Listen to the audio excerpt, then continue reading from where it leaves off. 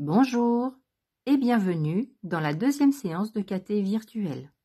La semaine dernière, nous avons découvert qui était Moïse et je vous propose aujourd'hui de poursuivre notre chemin de carême avec une lecture d'un passage de l'Évangile de Jean, chapitre 4, versets 4 à 42.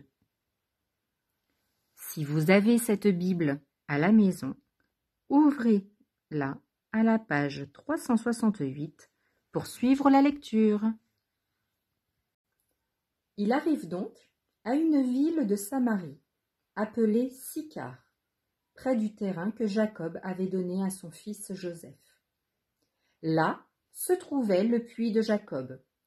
Jésus, fatigué par la route, s'était donc assis près de la source. C'était la 6e heure, environ midi. Arrive une femme de Samarie qui venait puiser de l'eau. Jésus lui dit : « Donne-moi à boire. » En effet, ses disciples étaient partis à la ville pour acheter des provisions. La Samaritaine lui dit : « Comment ? Toi, un Juif, tu me demandes à boire à moi, une Samaritaine ? » En effet, les Juifs ne fréquentent pas les Samaritains. Jésus lui répondit : « Si tu savais le don de Dieu et qui est celui qui te dit « Donne-moi à boire », c'est toi qui lui aurais demandé, et il t'aurait donné de l'eau vive. Elle lui dit : « Seigneur, si tu n'as rien pour puiser, et le puits est profond, d'où as-tu donc cette eau vive ? Serais-tu plus grand que notre père Jacob, qui nous a donné ce puits, et qui en a bu lui-même avec ses fils et ses bêtes ? » Jésus lui répondit : « Quiconque boit de cette eau aura de nouveau soif. Mais celui qui boira de l'eau que moi je lui donnerai n'aura plus jamais soif. Et l'eau que je lui donnerai deviendrait en lui une source d'eau jaillissant pour la vie éternelle. » La femme lui dit : « Seigneur, donne-moi de cette eau, que je n'ai plus soif, et que je n'ai plus à venir ici pour puiser. » Jésus lui dit : « Va, appelle ton mari et reviens. » La femme lui répliqua : « Je n'ai pas de mari. » Jésus reprit : « Tu as raison de dire que tu n'as pas de mari. Des maris, tu en as eu 5, et celui que tu as maintenant n'est pas ton mari. Et là, tu dis vrai. » La femme lui dit : « Seigneur, je vois que tu es un prophète. » À ce moment-là, ses disciples arrivèrent. Ils étaient surpris de le voir parler avec une femme. Pourtant, aucun ne lui dit : « Que cherches-tu ? » ou « Pourquoi parles-tu avec elle ?» La femme, laissant là sa cruche, revint à la ville et dit aux gens : « Venez voir, un homme qui m'a dit tout ce que j'ai fait.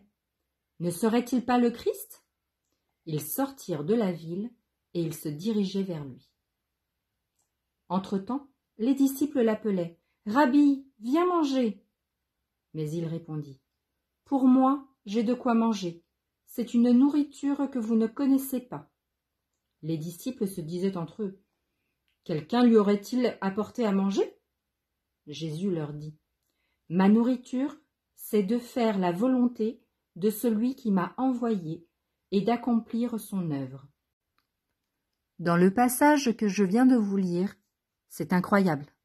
Jésus enseigne à une habitante de Samarie, cette région avec laquelle les Juifs sont en conflit. Peu importe, Jésus veut parler à tous. Elle, touchée par les paroles de Jésus, comprend qu'elle est en face du Sauveur et court faire savoir aux Samaritains que tous sont aimés de Dieu d'un amour infini.